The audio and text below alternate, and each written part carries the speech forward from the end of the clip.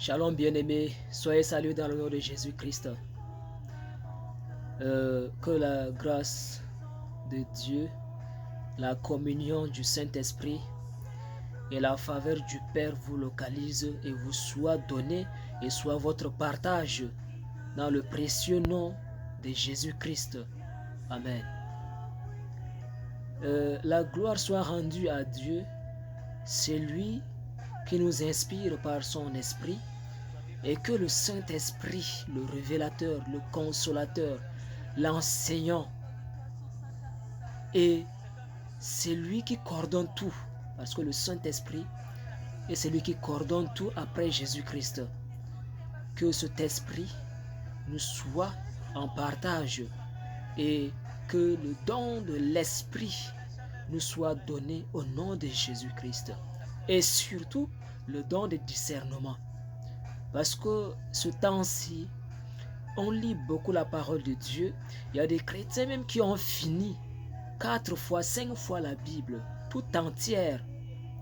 Mais ils n'arrivent pas à discerner la pensée biblique de certains thèmes, de certaines pensées, de certaines paroles de Dieu. Donc, c'est vraiment une bonne chose d'avoir le don de discernement. Parmi les 9 dons de l'esprit, le don de discernement, le don de la parole de sagesse et le don de la connaissance. Donc ces 3 dons sont à la base de tous les autres dons. Parce que même pour prophétiser le don de la prophétie, si tu ne discernes pas que ce qui est inspiré vient de Dieu ou bien de l'ennemi, tu vas prophétiser même ce qui vient de l'ennemi, parce que la Bible dit que même Satan se déguise en ange de lumière. Donc il faut avoir le don de discernement, parce que la chair peut aussi parler, Dieu peut aussi parler, et le moi qui est en nous peut aussi parler. Donc il faut avoir le don de discernement et aussi la parole de connaissance. Même pour guérir, le don de guérison. Pour guérir, il faut discerner. Il s'agit de quelle sorte de maladie. Est-ce que cette maladie est mystique? Cette maladie est spirituelle? Est-ce que cette maladie nécessite les médicaments à l'hôpital pour le soin? Donc, tout ça, il faut discerner. Donc le don de discernement est à la base de tout. Et dans cette vidéo, nous allons nous entretenir sur les bijoux. Les bijoux que beaucoup de gens se blessent ou bien avancent des propos sur le réseau qui ne tient pas. Des propos qui ne tiennent pas, autant pour moi. On va ensemble voir cela. Il est question ici des bijoux. Les bijoux, c'est l'ensemble des bracelets, des bagues, des boucles d'oreilles, des anneaux de nez, des bracelets et des anneaux de pieds, de chevilles et des colliers, des chaînes. Toutes ces choses-là, c'est ça qu'on va parler dessus. On ne va pas parler des faux trucs, des faux cheveux, des faux ongles, des faux cils. On ne va pas parler de ça parce que là-bas, on reconnaît que aller contre la volonté de Dieu, c'est un péché. Le péché, c'est quoi? Le péché, c'est quand on part contre ce que Dieu a fait. La contrefaçon, c'est un péché. Par exemple, Dieu a fait le pénis. Et il y a des femmes qui partent s'exciter avec des pénis artificiels. C'est masturber avec. C'est un péché. Le péché, c'est faire la contrefaçon de ce que Dieu a fait. Faire les cheveux artificiels, couvrir la gloire de Dieu. Parce que Dieu a dit que tout ce qu'il a fait est bon. Et tu pars encore prendre les cheveux pour couvrir avec, pour chercher encore ta beauté. C'est ça un péché. Le péché, c'est faire la contrefaçon. Dieu a fait tes cheveux noirs, tu pars teinter. C'est ça un péché. Le péché, c'est aller contre ce que Dieu a fait, contre la volonté de Dieu, désobéir, faire autre chose qui est équivalent à ce que Dieu a fait. C'est mesurer avec Dieu. Faire des ongles, poser des ongles, ça couvre. Dieu a dit que ce que j'ai fait est bon. Si tu poses encore ça dessus, sur la gloire, ce que Dieu a fait, c'est-à-dire tu cherches ta gloire ailleurs. C'est ça le péché. Renier ce que Dieu a fait, chercher sa gloire ailleurs, chercher sa source de beauté ailleurs, au lieu de ce que Dieu a fait. C'est ça le péché. Oui, couvrir la gloire de Dieu avec les faux cheveux, couvrir les ongles avec les faux ongles, couvrir les cils avec les faux cils, c'est ça ici le péché. La désobéissance, faire le contraire, c'est ça ici le péché. La falsification, tirer sa gloire ailleurs, tirer sa joie ailleurs, tirer sa beauté ailleurs. C'est ça le péché. Faire la contrefaçon de ce que Dieu a fait, textuellement. Dieu t'a créé noir, tu changes ta peau. C'est ça le péché. Pourtant, il a dit que tout ce que je fais est bon et parfait. Qui es-tu pour retoucher la perfection de Dieu? Qui es-tu pour aller contre ce que Dieu a fait et chercher ta satisfaction ailleurs et vis-à-vis de ce que Dieu a fait? C'est ça ici, le péché. C'est déformé. Alors, les bijoux ici, nous disons que Dieu, dans l'Ancien Testament, a dit aux enfants d'Israël, à la sortie, pendant la Pâque, à l'approche de la Pâque, à la sortie des enfants d'Israël de l'Égypte, Dieu a dit de prendre tout ce qu'ils ont là-bas, demander chez les maîtresses et leurs maîtres, les Égyptiens, ils sortent avec des choses précieuses. Nous allons voir ici, dans ces passages-là, dans ces passages ici, on a Exode 35, le verset 22. On a Exode 35, le verset 22. Exode 12, le verset 35. Exode 12, le verset 35. Nous allons trouver, à partir du verset 35, nous allons trouver ici, Dieu a dit aux enfants d'Israël en Égypte de demander les objets précieux, ou les bijoux, les bagues, les chaînes en or, les anneaux, tout ça. Ils ont demandé, Dieu même a permis que les enfants d'Israël demandent et qu'ils sortent avec. Pourquoi Dieu dit aux enfants d'Israël de demander et qu'ils sortent avec? Pourquoi? Oui, quelque chose qu'on dit que c'est un péché, Dieu ne peut pas ordonner un péché. Dieu ne peut pas te dire que voici c'est un péché, viens à côté de ce péché-là. Dieu ne peut pas te dire ça. Non, jamais. Dieu ne peut pas te dire que voici c'est un péché et va faire cette chose. Non. Et pourquoi alors Dieu a permis à ce qu'ils sortent avec ces bijoux? Nous allons comprendre ensemble que quand Dieu avait ordonné cela, c'est pour que les enfants d'Israël sortent avec et qu'ils portent cela. Oui, et les enfants d'Israël ont porté cela. Et Dieu a trouvé cela agréable.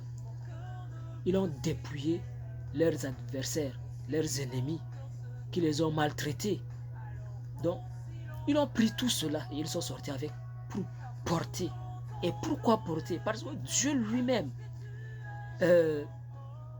dans Exode 12, 35, dans Esther, quand Esther s'est vraiment ornée avec ses bijoux pour aller devant le roi Assuérus, elle était avec Mardoché et elle était spirituelle. Pourquoi Dieu l'a permis cela? Pourquoi l'ange de l'Éternel lui a permis cela?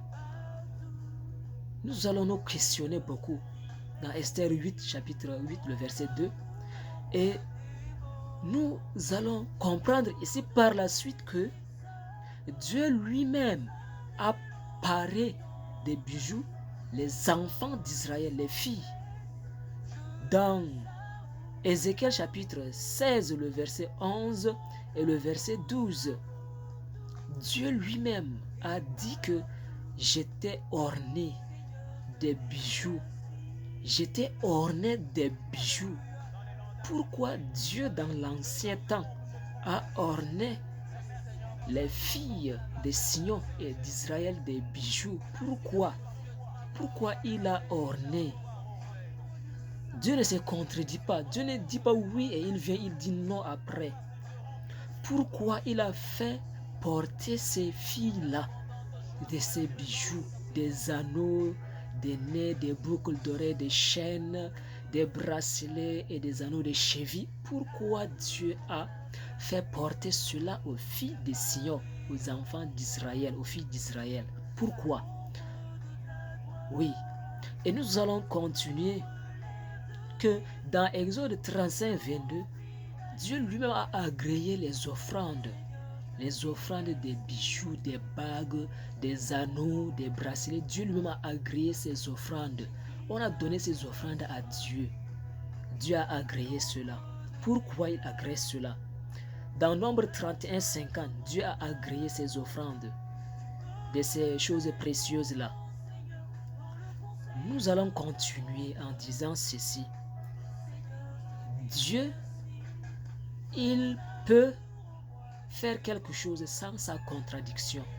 Si nous prenons par exemple le sacrifice des animaux, Christ a remplacé le sacrifice des animaux, c'est par la prophétie de Daniel. Daniel 9, à partir du verset 27, il dit que l'agneau mettra fin à ce sacrifice-là. Oui, que Christ va naître et son sacrifice, sa crucifixion, va mettre fin au sacrifice des animaux, à ces sangs-là. C'est par la prophétie d'abord que quelque chose a été annulé. Sinon, Dieu ne se contredit pas. Il a instauré lui-même le sacrifice des animaux. Le premier sacrifice, c'est Dieu lui-même qui a fait. Et pourquoi il vient alors contredire encore ce sacrifice-là? Non, mais pour contredire, il a fallu que la prophétie soit dite. Que voici, un fils sera né et un enfant nous sera donné. Oui, et dans Daniel 9, c'est lui qui va remplacer ce sacrifice-là. Par la prophétie d'abord, il fait ces choses. Mais pourquoi alors on se lève comme ça, on dit que Dieu a paré là-bas des bijoux, des choses précieuses, et il vient encore ici dire non? Pourquoi? Il faut chercher à comprendre d'abord avant de balancer les paroles et les propos, ainsi de suite. Ok, et nous allons avancer pour dire que dans Apocalypse chapitre dans Apocalypse chapitre 21, le verset 14 au 27, et dans 1 Corinthiens chapitre 3, le verset 16. Dans 1 Corinthiens qui dit que nous sommes le temple du Saint-Esprit. Nous sommes le temple et le Saint-Esprit nous habite. Oui. Et si nous sommes le temple, le Saint-Esprit nous habite. Et le paradis aussi, c'est un lieu, c'est comme un temple des dieux vivants. Il habite là-bas. Dieu habite dans le paradis. Et dans Apocalypse 21 nous dit que le fondement du temple au ciel, ce fondement est fait des pierres précieuses. C'est-à-dire le temple du Saint-Esprit est construit avec les pierres précieuses, avec les choses précieuses, avec les ors.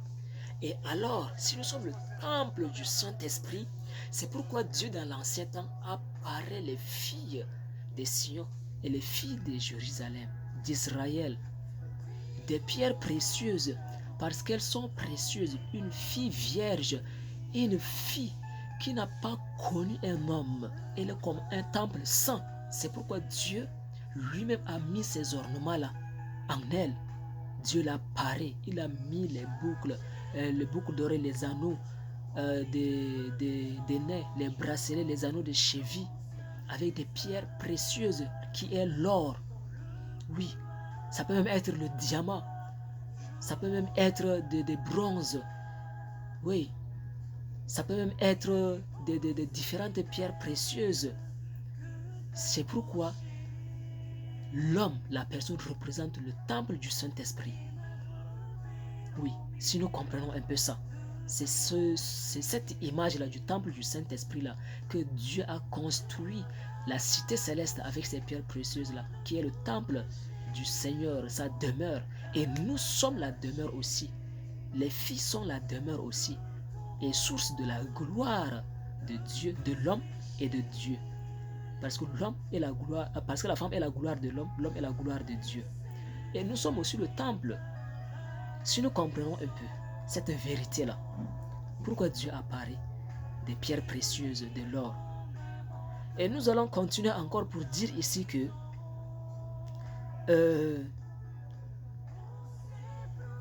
quand Dieu a permis, apparaît comme ça, les filles de Sion et d'Israël, c'est là où le problème commence. Si ce que Dieu te donne, si ce que Dieu met en toi comme des ornements, comme des bijoux, si ce que Dieu te donne, tu utilises cela, je disais tantôt que si ce que Dieu te donne, ce que Dieu te permet, ma soeur, si cette chose que Dieu te met en toi pour ta gloire, tu utilises cela pour séduire, c'est là le péché. Parce que quand Dieu a permis aux enfants d'Israël de sortir avec les pierres précieuses, les bijoux, tout ça, ils l'ont porté, oui, à la gloire de Dieu. Mais cela les a conduits à faire de l'idolâtrie, à fabriquer le veau d'or. C'est ça l'idolâtrie. Dieu ne permet pas à ce que tu sois belle pour séduire. Dieu ne permet pas à ce que tu sois paré pour faire convoiter les hommes. Non, pas pour te vendre comme ça. C'est ça le problème, le danger. Oui, Dieu a permis à ce que les enfants d'Israël sortent avec. Mais c'est pour porter, c'est pour sa gloire, mais pas pour faire un veau, pas pour se détourner de Dieu.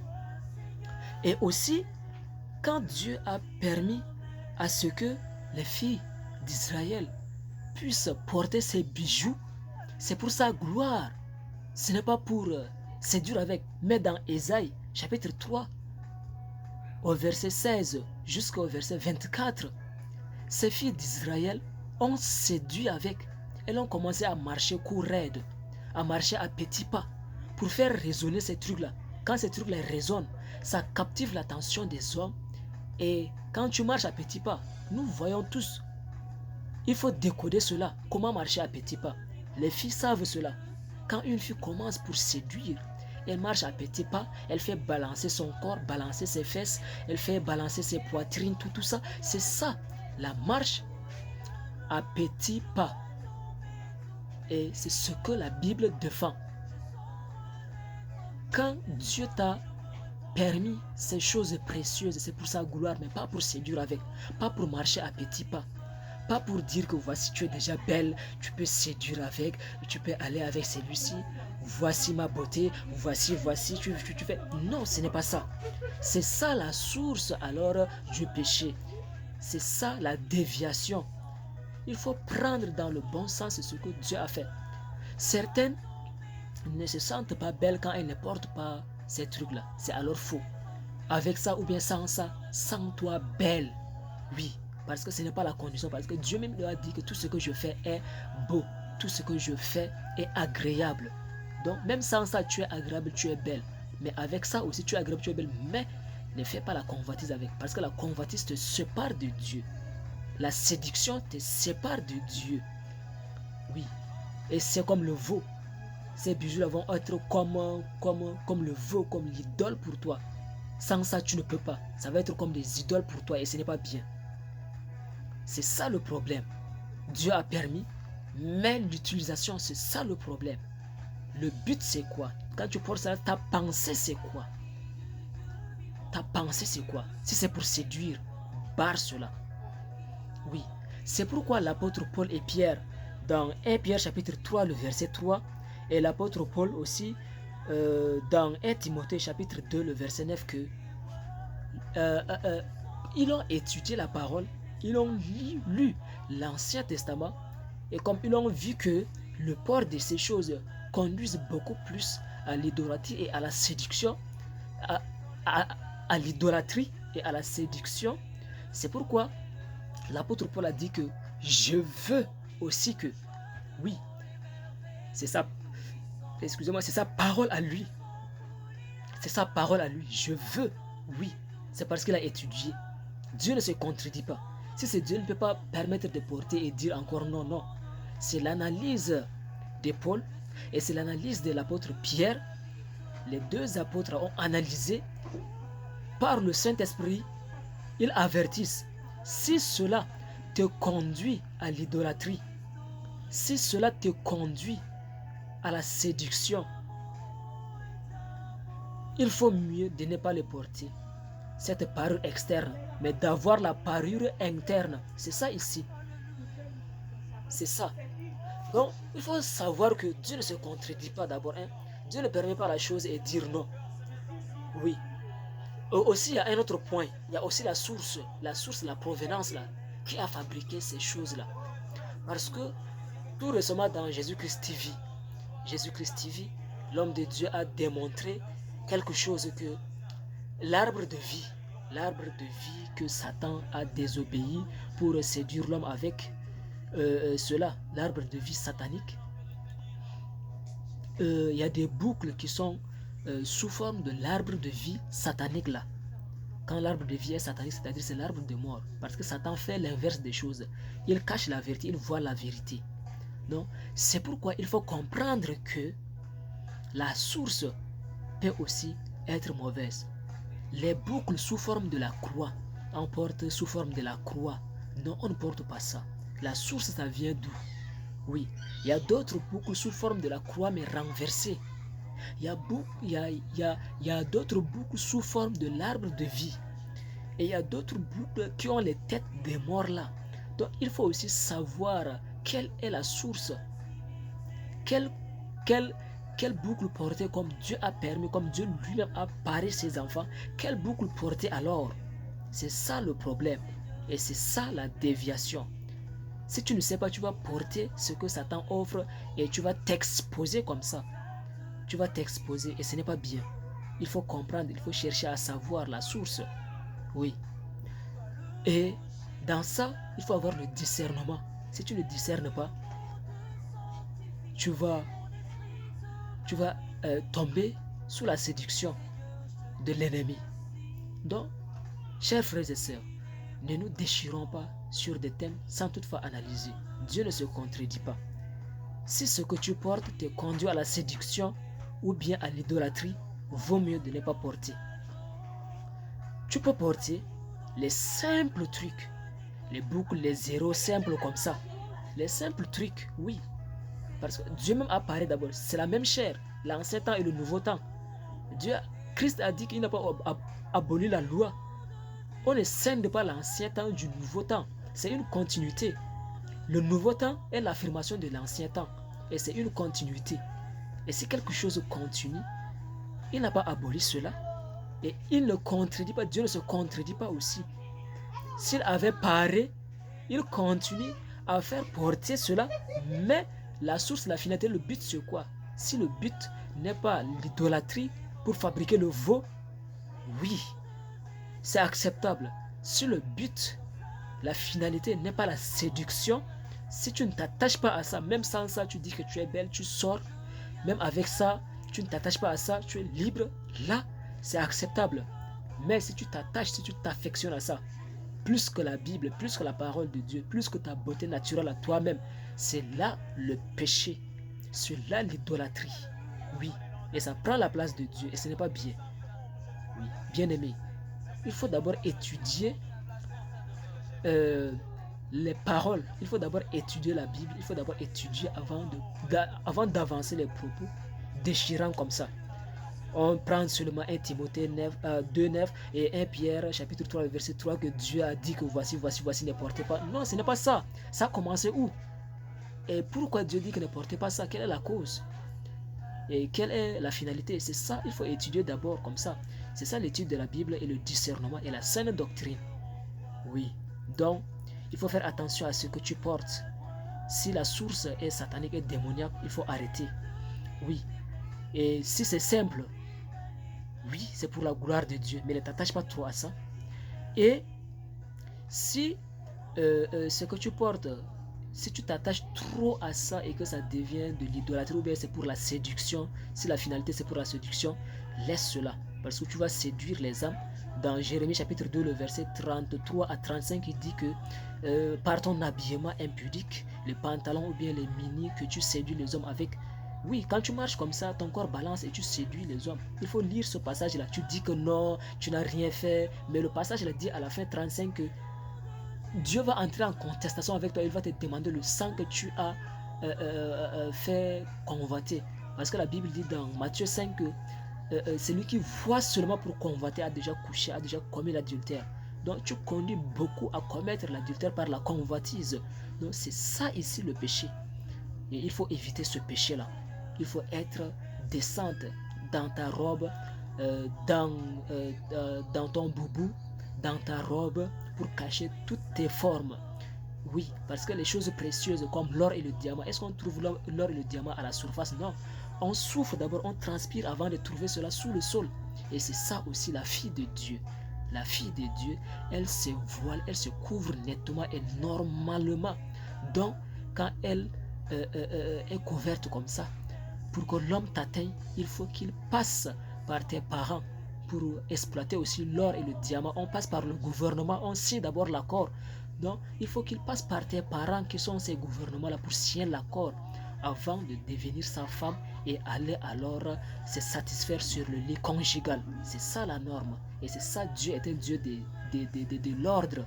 Oui, il est Dieu de l'ordre et de la norme, la sainteté et la pureté. C'est ça ici. Soyez bénis au nom de Jésus-Christ. Et ne laissez pas quelques sujets comme ça nous déchirer. Non, non, non. Il faut étudier d'abord les choses avant d'avancer des propos. Oui, moi je suis contre aussi ces bijoux, ces objets précieux-là. Si cela conduit à l'idolâtrie, à fabriquer le veau d'or ou bien à la séduction, je suis contre cela. Mais, et je suis aussi contre si la source est satanique et démoniaque. Mais je ne suis pas contre parce que Dieu même a fait pareil. Oui. Et Jésus a pris beaucoup de paraboles, comme l'enfant prodigue. Son père lui a mis la bague qui signifie l'alliance. Oui, la bague qui signifie la paix, l'alliance, la réconciliation, l'union, tout ça. Donc, c'est ça ici. On peut même célébrer le mariage avec ou bien sans bague. Donc, je suis pour et contre. Je suis pour quand c'est dans la sainteté, la source est simple et tu ne t'attaches pas à ça pour dire que c'est ça ta source de beauté, sans ta tu n'es pas belle. Non, ça c'est aussi l'idolâtrie. Si tu ne t'attaches pas à ça, je suis pour. Mais si tu t'attaches à ça, je suis contre. Oui. Et donc il faut laisser cela. Si tu t'attaches à ça, ça devient comme l'idolâtrie, le veau d'or pour toi. Et ou bien la source de séduction, tu marches à petits pas courette, tu fais un genre. Non, ce n'est pas ça. Il faut discerner les choses avant d'avancer les propos. Que Dieu vous bénisse au nom de Jésus-Christ. Soyez salués au nom de Jésus et partagez. Partagez et méditez encore dessus plus. Et que le dernier jour, le dernier souffle, nous trouve en plein pied avec Christ dans la sainteté, la sanctification et dans la vérité, afin de gagner le salut. Donc il faut vivre 60 ans dans la difficulté, maintenir la chair, ne pas satisfaire la chair, seulement 60 ans. Oui, on a l'éternité dans la gloire. Ou bien tu veux vivre dans la séduction, la satisfaction, l'impudicité, l'immoralité sexuelle, tout ça pour 60 ans et puis perdre l'éternité. Évalue-toi aussi. Oui, il faut vivre dans la sanctification, 60 ans seulement, et gagner l'éternité, ou bien vivre dans l'impudicité, l'immoralité et perdre l'éternité. Que Dieu vous bénisse au nom de Jésus-Christ. Amen.